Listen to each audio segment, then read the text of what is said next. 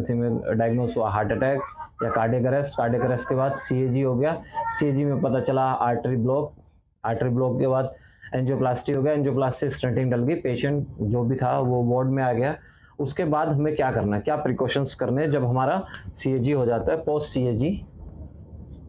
CAG मतलब post coronary post coronary angioplasty के बाद हमें क्या प्रिकॉशंस करने वार्ड में या फिर घर जाने के बाद। तो वार्ड में जब तक रहेंगे जब तक तो हॉस्पिटल स्टाफ सारा कुछ देख लेगा, उसमें जो नर्सेस वगैरह होंगे वो सब अपना जो मेडिसिन है वो सब कुछ देख लेंगे। लेकिन जैसे ही हम लोग डिस्चार्ज होते हैं उसके बाद हमें क्या प्रिकॉशंस रखने, सबसे मेन आता है सबसे ऊपर डाइट। तो डाइट में हमारा 2-3 चीजें ऐसी जो क्विट करनी है, 2-3 चीजें ऐसी जो स्टार्ट करनी है।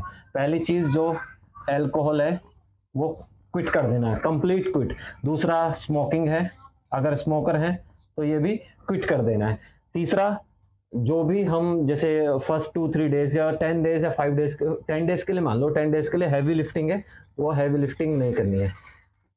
चाहे आपका रेडियल आर्टरी के थ्रू आपका एंजियोप्लास्टी हुआ था या ग्रोइंग एरिया से फेमोरल आर्टरी से आपका एंजियोप्लास्टी होता है, दोनों ही केस में आपको हैवी लिफ्टिंग नहीं करनी है। अब आपको ऐड क्या करना है अपनी डाइट में, जो ऐड है, ऐड में आपको fibre diet, complete fibre diet add करनी है, हाई प्रोटीन डाइट ऐड करनी है, हाई प्रोटीन। लेकिन इसमें कंडीशन है, हाई प्रोटीन डाइट में कंडीशन अप्लाई है। क्या कंडीशन अप्लाई है, अगर आप किडनी से, जैसे आपके किडनी डिसऑर्डर्स हैं या किडनी के कुछ प्रॉब्लम्स चल रही हैं या किडनी की कोई डिजीज चल रही है, तो उसमें आपको हाई प्रोटीन डाइट नहीं लेनी है, उसमें आपको नॉर्मल डाइट लेनी है। और दूसरा, अगर आप डायबिटिक है तो डायबिटीज में भी आपको अपने शुगर कंट्रोल्स करना है। ये शुगर कंट्रोल करना मेन है। तो आपको हाई फाइबर डाइट लेनी है। क्यों लेनी, जिससे आपको कॉन्स्टिपेशन नहीं होगा तो आपको जो आर्टरीज पे प्रेशर नहीं पड़ेगा। तीसरा, आपको हाई प्रोटीन डाइट लेंगे जिससे आपको हीलिंग बेटर होगी, जो आर्टरी में जहां पे आपको स्टंटिंग हुआ है उसका हीलिंग बेटर होगी।